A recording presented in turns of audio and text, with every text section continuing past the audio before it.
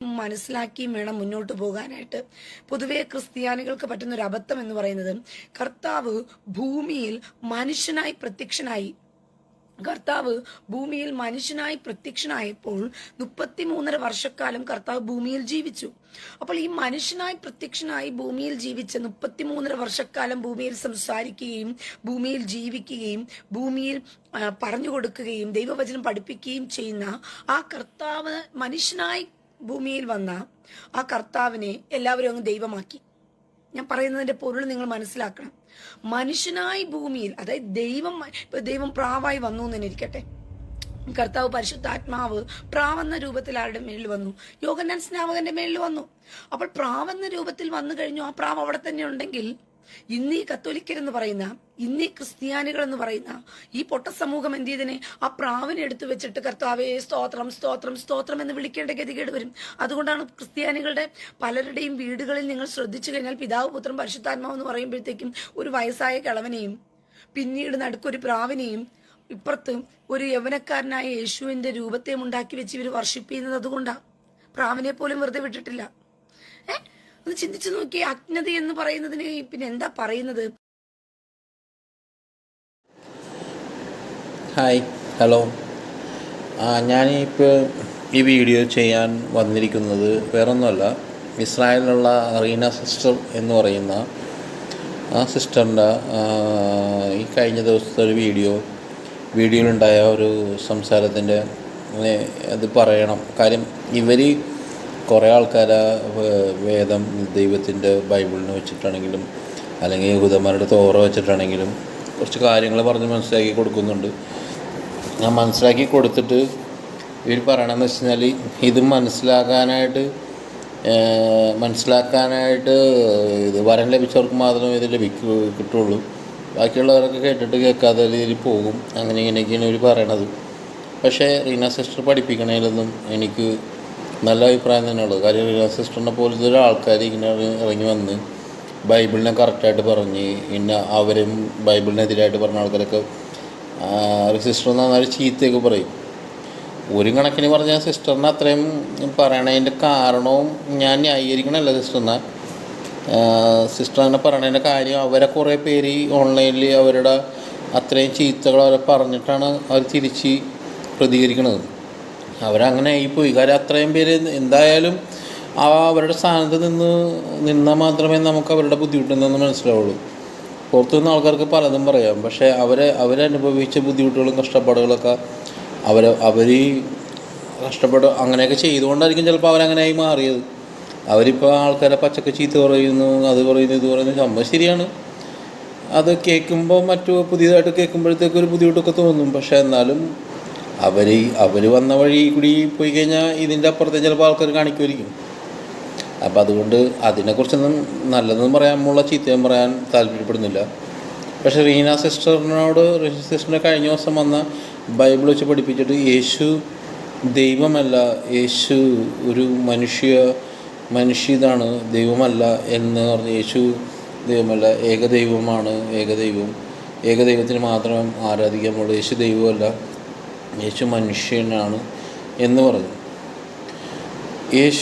ആ ഒരു കാര്യത്തിന് മാത്രമാണ് എനിക്ക് റീന സിസ്റ്ററിനോട് ഒരു എതിരഭിപ്രായം ഉള്ളത്. കാര്യം എന്ന് വെച്ച് കഴിഞ്ഞാൽ യേശു ദൈവമല്ലെങ്കിൽ യേശു ജനിച്ചത് തന്നെ ഒരു മനുഷ്യൻ്റെ ഒരു സ്ത്രീയും പുരുഷനും കൂടി ബന്ധത്തിലല്ല യേശു ജനിച്ചത് പരിശുദ്ധാത്മാവിൻ വഴിയായിട്ടാണ് ഗർഭസ്ഥയായത് മറിയം. അല്ലാതെ മറിയം എന്ന് പേര് പറയണ തന്നെ അത് മലയാളത്തിലും ബൈബിളിലൊക്കെ ഉള്ളതുകൊണ്ടാണ് മറിയം എന്ന് പറയണം. ഇവർ പറയണത് ഹിബ്രു ഭാഷയിൽ ചിലപ്പോൾ പല പല പേരുകളുണ്ടാവും. പക്ഷേ ഈ റീന സിസ്റ്റർ ഇവിടുന്ന് കൊല്ലത്തുനിന്ന് യെരൂശലേമിൽ പോണവരെ മറിയം തന്നെ ആയിരിക്കും അവർ വിളിച്ചേക്കണം. അല്ലാതെ വേറെ അന്നറിയാമായിരുന്ന മറിയത്തിൻ്റെ പേര് മറിയം എന്നല്ല, അല്ല യേശുവിൻ്റെ പേര് യേശുവ മിശിഹ എന്നാണെന്നൊന്നും റീന സിസ്റ്റർ അന്നറിയില്ലായിരുന്നു. ഇന്നിപ്പോൾ അവിടെ ചെന്നതിന് ശേഷം അവരായിട്ട് അവരുടെ കൂടെ ഇടപഴകി അതൊക്കെ മനസ്സിലായപ്പോൾ ഞാൻ ഇത്ര നാൾ മനസ്സിലാക്കി തെറ്റായിരുന്നു, ഇതാണ് ശരിയെന്ന് മനസ്സിലാക്കിയിട്ടാണ് റീന സിസ്റ്റർ ഇതിനുവേണ്ടി വാദിക്കുന്നത്. പക്ഷേ ഞാൻ ഇത്രയും പറയുന്നുള്ളൂ. എൻ്റെ ഒരു ഈ ചിന്തയിൽ ഞാൻ പറയണ ഇത്രേ ഉള്ളൂ. ബൈബിള് ഈ ലോകം മൊത്തവും സ്പ്രെഡായേക്കണ ഒരു ബുക്കാണ്. തോറയെന്ന് പറഞ്ഞാൽ യഹൂദന്മാരുടെ മാത്രം കയ്യിലുള്ള സാധനമാണ്. പക്ഷേ ബൈബിള് ഈ ലോകം മൊത്തം സ്പ്രെഡായേക്കണാണ്. ഈ സാധനം എത്ര തെറ്റിദ്ധരിപ്പിക്കാൻ നോക്കിയാലും ദൈവത്തിനൊരു ശക്തി ഉണ്ടല്ലോ. ദൈവം അത് അധികം തെറ്റിപ്പിക്കാൻ സമ്മതിക്കില്ല. അതല്ലെങ്കിൽ പിന്നെ യേശു ക്രിസ്തുവിൻ്റെ വചനം പ്രഘോഷിക്കുന്ന സമയത്ത് അവരെ പീഡിപ്പിച്ച് സാവോളിനെ ദൈവം പൗലോസ് അപ്പോസ്തലനെ ആക്കിയെന്നുണ്ടെങ്കിൽ ദൈവത്തിനൊരു പദ്ധതിയുണ്ട്. അല്ലെങ്കിൽ അവരെ പീഡിപ്പിച്ചിട്ട് സാവോളിനെ പിടിച്ച് തന്നെ ആക്കി ദൈവം. അതിനകത്ത് പറയുന്നുണ്ട്, അവൻ എൻ്റെ പീഡിപ്പിച്ചുകൊണ്ട് അവൻ അത്രയും കഷ്ടങ്ങൾ കൊടുക്കുമെന്ന്, അവൻ അത്രയും ബുദ്ധിമുട്ടി കൂടി എൻ്റെ വചനം പറയേണ്ടി വരും എന്ന് പറയുന്നുണ്ട്. അപ്പം ദൈവത്തിന് ദൈവത്തിൻ്റെ വചനം പ്രഘോഷിക്കാനായിട്ട് എന്തെങ്കിലും ഒരു തടസ്സം ഉണ്ടെന്നുണ്ടെങ്കിൽ ബൈബിളിനകത്ത് എന്തെങ്കിലും ദൈവത്തിന് തിരുത്താണ്ടിരിക്കാൻ പറ്റും. ദൈവത്തിൻ്റെ ശക്തി വേറെ ദൈവം നടത്തിക്കില്ലത്. അപ്പോൾ അങ്ങനെ വെച്ച് നോക്കുമ്പോൾ ബൈബിളിനകത്തൊരു ട്രാൻസ്ലേഷൻ ശരിയാണ്. ബൈബിളിനകത്ത് ട്രാൻസ്ലേഷൻ കുറേ പ്രശ്നങ്ങളൊക്കെ ഉണ്ട്. പക്ഷേ എന്നാലും അതൊക്കെ ആരെങ്കിലും പറഞ്ഞാണെങ്കിലും നമ്മൾ അറിയുന്നുണ്ട്, നമ്മളതിനെക്കുറിച്ച് അന്വേഷിക്കുന്നുണ്ട്, എല്ലാം ചെയ്യുന്നുണ്ട്. അപ്പോൾ എനിക്കിത്രേ ഉള്ളൂ, യേശു ദൈവമല്ല എന്ന് പറയണതിൽ ഒരർത്ഥമില്ല. കാര്യം എന്ന് വെച്ച് കഴിഞ്ഞാൽ പഴയ നിയമത്തിൽ പിതാവിൻ്റെ രൂപത്തിൽ ദൈവം നമ്മളോട് ഇടപെട്ട്, പുതിയ നിയമത്തിൽ പുത്രൻ്റെ രൂപത്തിൽ പിതാവ് തന്നെ പുത്രനായിട്ട് നമ്മളോട് ഇടപെട്ട്. പക്ഷെ പിതാവിൻ്റെ മഹത്വത്തിലും പിതാവിൻ്റെ തേജസ്സിലും ഒരിക്കലും മനുഷ്യരായിട്ട് ഇടപഴകാൻ പറ്റില്ല. അപ്പോൾ അങ്ങനെ വരുമ്പോൾ പിതാവിന് പുത്രൻ എന്നൊരു പേരെടുത്ത് അപ്പോഴും മനുഷ്യരുടെ ഇടപെട്ടെന്ന് മാത്രമേ ഉള്ളൂ, ഇടപഴകിയെന്ന് മാത്രമേ ഉള്ളൂ. അല്ലാതെ യേശു ദൈവമല്ല ആകുന്നില്ല. യേശുവിൻ്റെ രൂപം എടുത്ത് വന്നതും, അല്ലെങ്കിൽ അബ്രഹാത്തിൻ്റെ അടുത്ത് 3 സ്വതം കുമാരെ നശിപ്പിക്കണേക്കുമ്പോൾ 3 പേര് വന്നതും, ഇതെല്ലാം ദൈവം മനുഷ്യരുടെ അടുത്ത് ഇടപഴകി വന്നതാണ്. ദൈവത്തിന് അപ്പോൾ മനുഷ്യരുടെ ഇടപഴകാൻ വേണ്ടി ദൈവം വന്ന് തീരുമാനിച്ചു കഴിഞ്ഞാൽ ദൈവം ഇടപഴകും. അതാണ് യേശു എന്ന് പറയുന്നത് ദൈവമല്ല എന്നൊരിക്കലും പറയാൻ പറ്റില്ല. അങ്ങനെയാണെങ്കിൽ പിന്നെ യേശു ദൈവമല്ലെങ്കിൽ സ്നാപകയോഹന്നാൻ ജനിച്ചതുപോലെ യേശുവും ജനിക്കണമായിരുന്നു. സ്നാപകൻ ജനിച്ചതുപോലെ അല്ല യേശു ജനിച്ചത്. സ്നാപകയോഹന്നാനെ അപ്പനും അമ്മക്കും കുറേ നാൾ മക്കളെ കൊടുക്കാതിരുന്നിട്ട് പിന്നെ മക്കളെ കൊടുത്തതാണ്.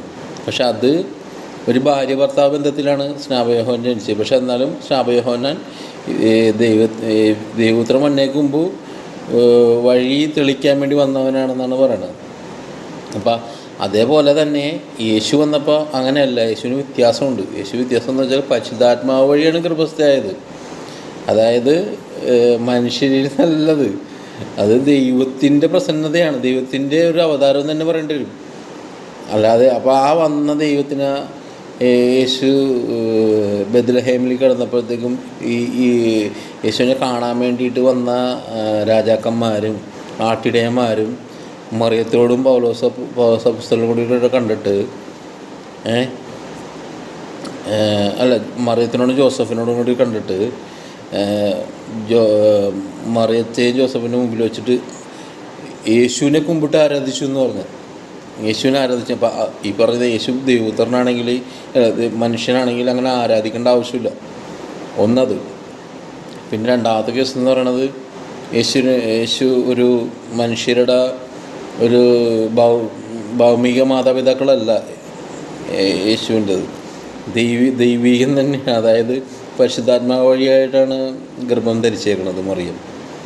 അപ്പോൾ അങ്ങനെ വെച്ച് നോക്കുമ്പോഴത്തേക്കും അതും റീന സിസ്റ്റർ പറഞ്ഞായിട്ട് യോജിക്കാൻ പറ്റില്ല. മനുഷ്യൻ എന്ന് പറയുന്ന കാര്യത്തിൽ യോജിക്കാൻ പറ്റില്ല.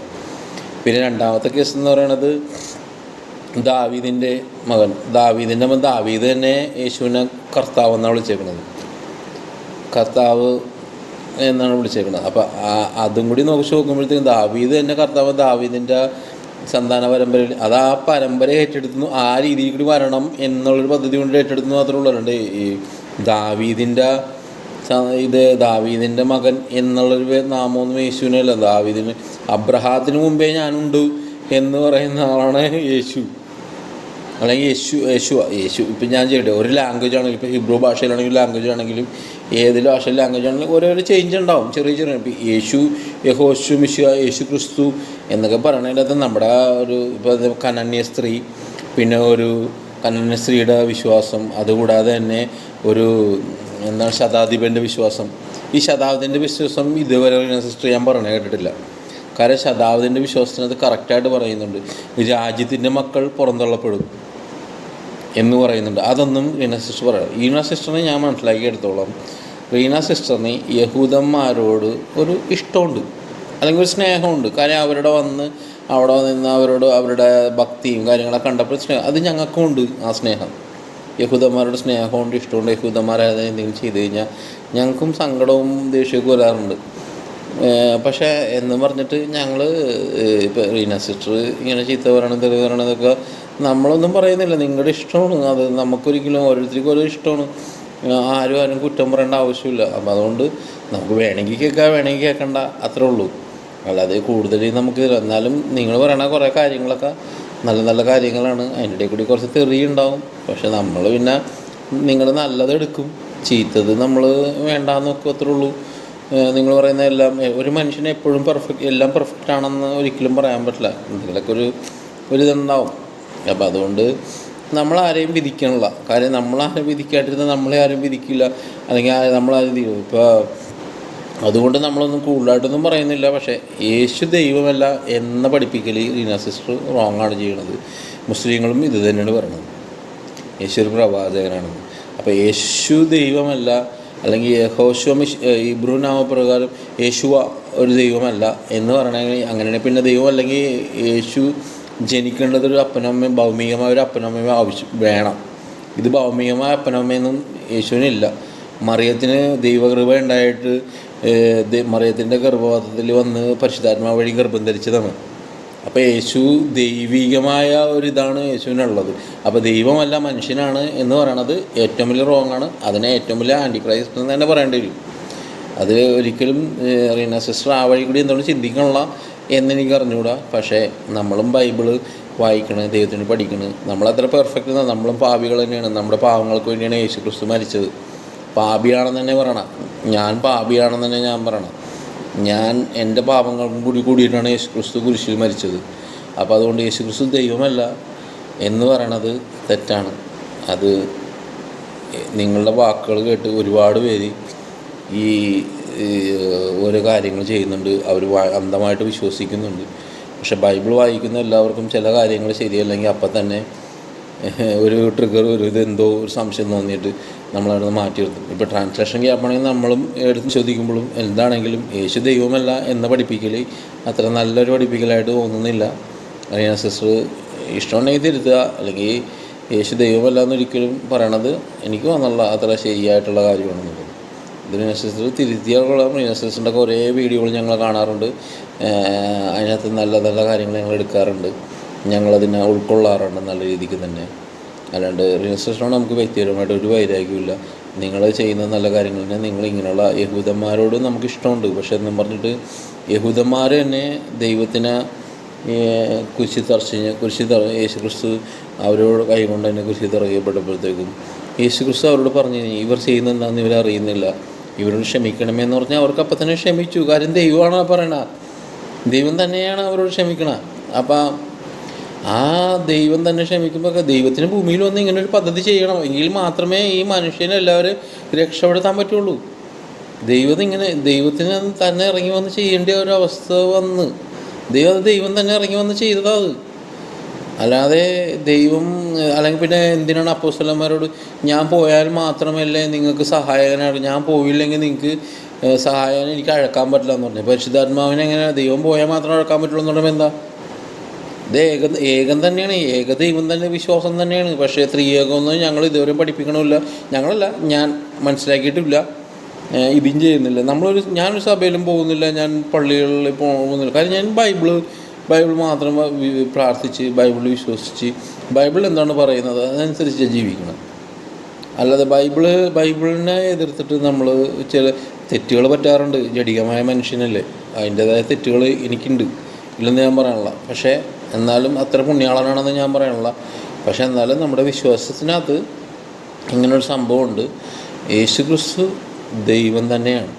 ദൈവം തന്നെ ഇറങ്ങി വന്ന് മനുഷ്യനെ പാപത്തിൽ നിന്ന് രക്ഷപ്പെടുത്തി ദൈവത്തിന് നിത്യജീവൻ. യേശു ക്രിസ്തുവാണ് നിത്യജീവൻ. യേശു ക്രിസ്തുവിനെ ഏറ്റെടുക്കുന്നവന് മാത്രമേ നിത്യജീവൻ ഉണ്ടാവുള്ളൂ. അത് യഹൂദന്മാരും യേശു ക്രിസ്തുവിനെ മിശിഹായെ അന്വേഷിച്ച് അവർ മിശിഹ വന്നത് അവർ അറിഞ്ഞില്ല എന്ന് അവർക്ക് മനസ്സിലാകണം. എങ്കിൽ മാത്രമേ അവർക്കും രക്ഷയുള്ളൂ. അവർ മിശിഹായെ അംഗീകരിച്ചു കൊടുക്കണം. അല്ലാതെ സ്വർഗസ്ഥനായ പിതാവിൻ്റെ ഇതാണ് അബ്രഹാത്തിൻ്റെ ഇസാക്കിൻ്റെ യാക്കോബിൻ്റെ ദൈവം എന്ന് പറഞ്ഞിട്ട് ഇല്ല. അവർ മനസ്സിലാക്കും, ഒരു സമയത്ത് അവർ മനസ്സിലാക്കും മിശിഹ വന്നു, മിശിഹയെ അവർ ക്രൂശിൽ കയറ്റി കൊന്നു എന്നവർ ഇത് മനസ്സിലാക്കിയിട്ട് അവർ കരയുമ്പോഴത്തേക്കാണ് വരുന്നത്, രണ്ടാമത് അവരുടെ രക്ഷിക്കാൻ വേണ്ടി വരുന്നത്. യേശുവിൻ്റെ മിശിഹ അല്ലെങ്കിൽ യേശുവിൻ്റെ ജനമാണ് യഹൂദര്. അവരെ ശിക്ഷിക്കാനും രക്ഷിക്കാനും യേശുവിനല്ലാതെ വേറെ ആർക്കും പറ്റില്ല. അവരെ ശിക്ഷിക്കണം ദൈവം തന്നെയാണ്, അവരെ രക്ഷിക്കണം ദൈവം തന്നെയാണ്. അവരെ വേറെ ഈ ഭൂമിയിലുള്ള ഒരാൾക്ക് ശിക്ഷിക്കാനും പറ്റില്ല, അവരെ രക്ഷിക്കാനും പറ്റില്ല. അതുകൊണ്ട് നമ്മൾക്ക് യഹൂദന്മാരുടെ ഒരു ഇതുമില്ല, സ്നേഹം മാത്രമേ ഉള്ളൂ. റീന സിസ്റ്ററിനോട് നമുക്കൊന്നുമില്ല. പക്ഷേ യേശു ദൈവമല്ല എന്നുള്ള പഠിപ്പിക്കൽ, മനുഷ്യനാണെന്നുള്ള പഠിപ്പിക്കൽ റീന സിസ്റ്റർ തിരുത്തണമാണ് നല്ലതെന്നാണ് എൻ്റെ ഒരു അഭിപ്രായം. ഇതെല്ലാം പറഞ്ഞു നിർത്തുന്നു. ശരി.